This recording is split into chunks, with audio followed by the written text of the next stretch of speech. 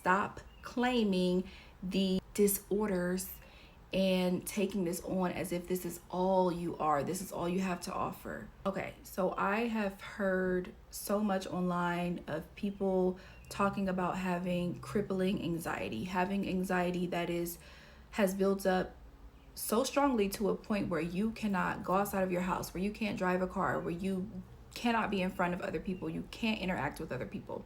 Two things can be happening here, and you really do have to break things down in small chunks so that you can understand it. But what I have noticed from the younger generation, younger women in particular, is that one, either you don't know yourself and you're just kind of all over the place and your personality is developing and you're going through all of these different identity shifts, or two, you know yourself but you don't feel free enough to be yourself.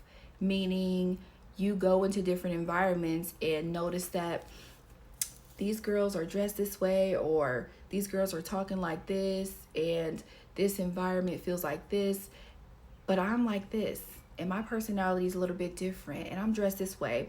So you start thinking of all of these things and you become very overwhelmed, and then you start to isolate yourself slowly but surely. Isolation is not a bad thing. That's a side note. I made a video about that. Check it out. But if you are getting to a point where you are constantly isolating yourself, where you feel like you cannot be out in the world, where you feel like you cannot be yourself, that is a problem. Claiming and holding on to anxiety as you, as your identity, as if that is the only thing you have to share with the world, is where the problem comes in. It's good to acknowledge it. That is the first step. We need to move forward out of this place. Number one, if you don't know yourself, that's where you need to start. And these things can be simple. We don't have to, you don't have to see a therapist, a coach, or a counselor to figure these things out. I encourage that because it's good to talk to other people, especially if you don't have friends to talk to this about. If you don't have family that you're comfortable discussing these things with, then get a therapist, get a coach, get a counselor. But you don't need anybody to know yourself. You really need to get to a point where you can be open with yourself, be kind to yourself, be honest to yourself, take time with yourself, slow things down. Right? If you're a bit further and you feel like, well, I know myself, but I'm just not comfortable in these environments, the first thing I'm going to suggest to you is to keep going to these environments, keep getting around these people, because that's how you build confidence. That's how you become the best version of you, by knowing yourself and feeling confident to express yourself no matter what environment you're in, no matter who you're talking to. You are going to continue to be yourself.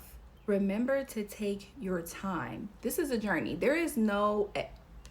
If you're expecting to get to a destination, if you have a finish line in mind, there's no such thing until you die.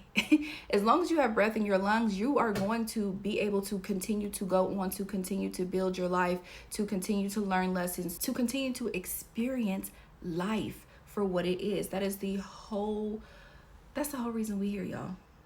So be gentle with yourself, take your time, stop claiming these disorders and taking this on as if this is all you are, this is all you have to offer. You need to love yourself, you need to know yourself, and be encouraged to feel free enough to express yourself and be yourself no matter where you're at or who you're with.